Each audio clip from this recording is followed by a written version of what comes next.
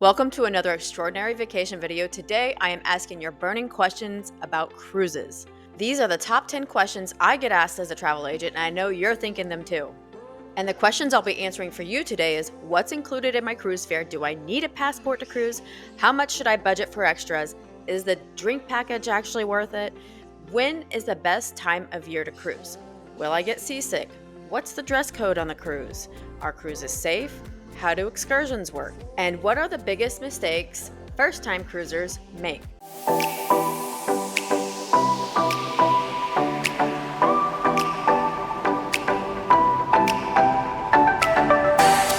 But first, if you want to stay organized for your cruise, grab my cruise travel planner that's printable and my digital first-time cruiser's guide. And check out all my other cruise and travel and destination guides. I've done all the research so you don't have to. It's very detailed and right to the point. I'll post a link down below. Number 1, what's included in my cruise? Your cruise fare includes your room, meals in the main dining room areas and buffet, and some other complimentary areas. Basic drinks like water, tea, and coffee, plus some maybe flavored waters, plus onboard entertainment and shows. But, and it's a big but, extras like alcohol, soda, specialty dining, excursions, the Wi-Fi, and spa treatments are usually going to cost more. Here's a pro tip. Look out for drink or dining packages before your cruise. They're usually cheaper and on sale if you book it early. Number 2, do I need a passport to cruise? For most closed-loop cruises that start and end in the same U.S. port, from Miami to Miami, for example, you technically don't need a passport, just a birth certificate and a photo ID. But honestly, I'm an anxious person. I always think the worst is going to happen, so I always recommend bringing a passport just in case of emergencies. If something happens and you need to fly home from a foreign port, you'll definitely need it. And quick tip, this is a problem I run into quite frequently as an agent. If you're cruising with a child and the other parent or their parents aren't coming, make sure you bring a notarized letter giving full permission to travel. Some cruises will ask for it, and trust me, you don't want to be denied at the port. Number 3, how much should I budget for extras on the ship? This is a loaded question. You can literally walk on any cruise ship and not spend any money the entire trip. But there are certain expenses that can sneak up on you, like gratuities or drinks, excursions, Wi-Fi, and they add up pretty quickly. If you want to save some money, prepay for the gratuities, pack your own bottled water or soda, check with your cruise line to see what it allows, and skip the pricey excursions on the ship. Sometimes you can check through viator.com. They have a lot less expensive excursions. And they're really cruise friendly. Number 4, is the alcohol drink package really worth it? Every cruise line is priced differently, and it varies. And it really depends on how much you drink. Most cruise lines charge around $60 to $100 per person per day for their unlimited drink packages. This can also include sodas, specialty coffees, or bottled water, so it may save you money down the road. If you plan on having 5 to 6 alcoholic drinks a day, it may be worth it. One thing that I think is cool about the drink package is that even if you don't drink one whole drink, you can kind of sample all the fun, yummy drinks all around the ship, which makes it kind of fun. Question number 5, what's the best time of year to cruise? Well, I think that question kind of deserves a two-parter.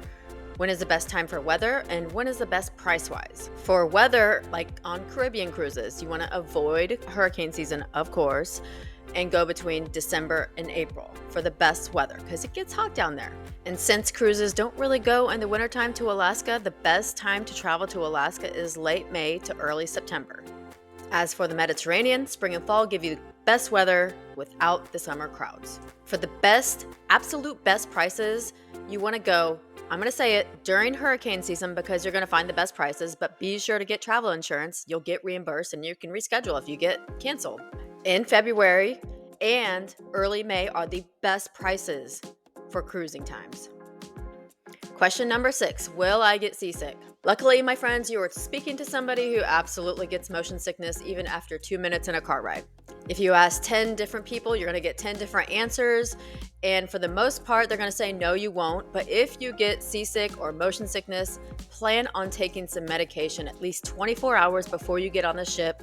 And that is going to, I promise you, help every bit. And even though I get motion sickness, I absolutely love cruising. All the cruises I've been on have stabilizers, and you really truly don't feel it. It's when it gets really rocky every once in a while, but even then, if I'm taking my medication, I really don't get seasick anymore. Number 7, what's the dress code on a cruise? During the daytime, it's very casual. Think swimsuits, shorts, flip-flops, basically whatever you want.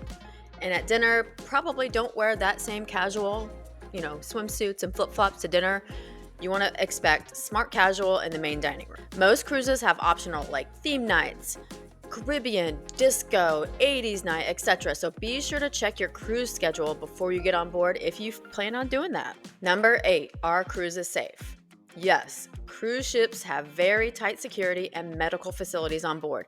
Just use common sense like you would anywhere else. Wash your hands, keep an eye on your stuff, and follow the ship's safety rules. Also, always get travel insurance. You never know what could happen. Number 9, how do excursions work? You have a few different options for this. One, you can book excursions through the cruise line, which is super easy and guarantees you get back to the ship on time. And if for some reason you don't, the ship will absolutely wait for you. But you can also go through an outside independent place like Viator.com, which I guarantee is super reliable. We've used them quite a few times. And if you step off the ship, you're going to find so many people trying to sell their excursions and tours. Just be careful and make sure they will bring you back to the ship on time. And here's a tip. Research your port ahead of time. Some ports are fun to walk around, others are really run down, and you should have probably picked something to do. And last but not least, number 10, what are the biggest mistake first-time cruisers make? Overpacking. You don't really need 5 pairs of shoes or 3 formal outfits. Cruise cabins are really small and storage is very limited. It's very, very tiny. So pack smart and rewear outfits. You're just going to be in your swimsuits the whole time anyways. Not researching ports. Just don't wing it.